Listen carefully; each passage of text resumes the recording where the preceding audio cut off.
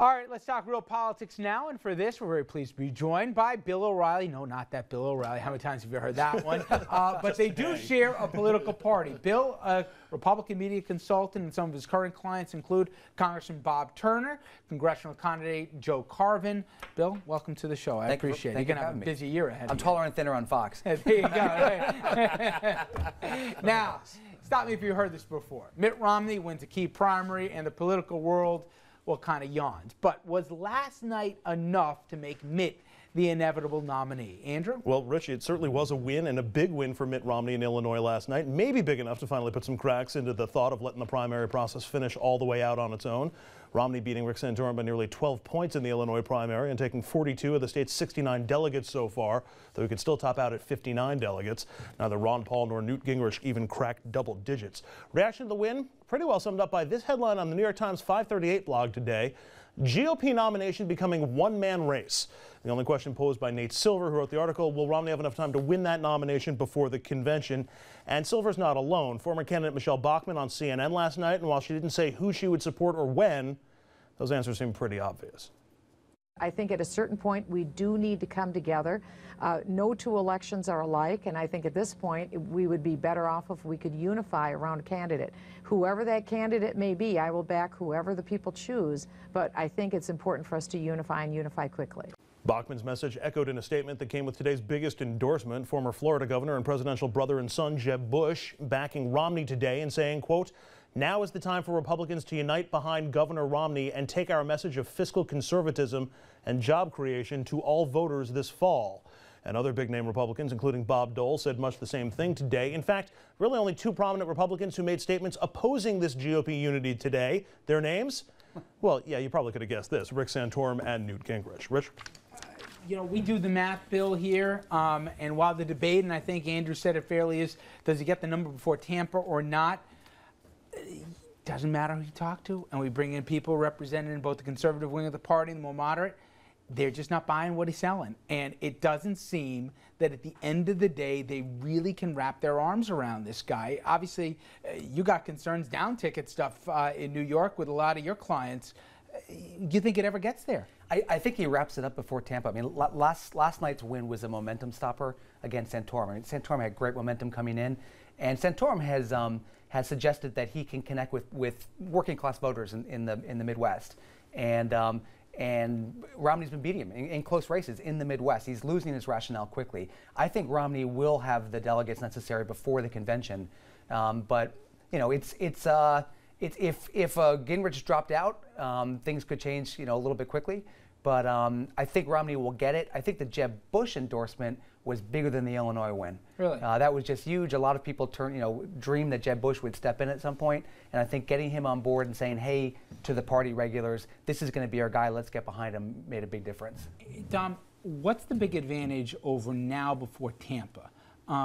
You know, by wrapping this thing up earlier, there's not going to be, as much as said, a brokered convention.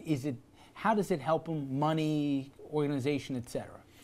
Money, money, money. Right. If he wraps this up now, you know, it's one thing to go out there as he did last night and focus on President Obama, and that's a whole other set of can of worms. But it's one thing to talk about it. It's another thing to actually be the nominee and the credibility that comes with that. So it appears that Romney has the nomination. But you have to be careful with this guy, because every time it appears that he's got it, something happens. So what do I mean by that?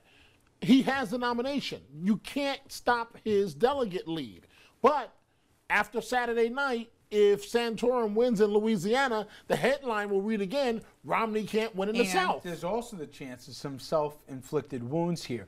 Now, the competitive primaries mean all the candidates still trying to outposition one another to appeal to the conservative base here. But will moving right hurt Romney come November? We talked about that quite a bit on this show. Well, a top Romney advisor was asked the very question that I just posed this morning. I want you to take a listen to his answer. Is there a concern that the pressure from Santorum and Gingrich might force the governor to tack so far to the right it would hurt him with moderate voters in the general election? Well, I think you hit a reset button for the fall campaign. Everything changes. It's almost like an Etch-a-Sketch. You can kind of shake it up and we start all over again. Really? Really? That's not so good, Andrew. We have videotape. We just played his quote on videotape. The videotape never lies. The videotape doesn't forget. That plays, Bill, to the very, very core worries that this guy, Romney's going to tell you whatever you want to hear, but down deep in his bones, he's a Massachusetts moderate. He doesn't care. He'll say y'all when he goes down south here, but it's lip service. He really doesn't care about us. It was a lousy quote, and you know, Newt Gingrich and Rick Santorum are already on it. They've been using it all day. They're just jumping all over it. But the one thing that does in the general election is that because Romney is so questioned in the news media and by the other candidates, and he's so identified as a moderate, that will help him as he goes forward, whether he changes his policies or not. He's perceived that way. You know what? I saw Andrew Game Change last night, right? And that moment where McCain takes the mic back from the lady who says he's Arab, he's not one of us, he says, no, right? I haven't seen that moment for Romney in here, and he's had chances. He could have condemned Limbaugh. He could have done, and it would have helped him politically. Forget how principled. There's no Bill, question. if he turns around and goes to the middle, who believes what he is? He has not made that connection yet. I think Rick Santorum made that connection when he talked about his grandfather's fingers in the casket after the Iowa primary. He talked about kneeling and praying before his grandfather, who was a coal miner, and looking at his fingers that were dark from the coal. It was a great moment. It was a connectable moment. Romney still doesn't have that. He still hasn't made that. But I'm not so sure he's got that moment in him, and I think that's one of the biggest problems for Mitt Romney's candidacy. I'm not sure his internal workings would be able to say, I'm putting my foot down right here and stopping this, and, you know, whatever the consequences. All right.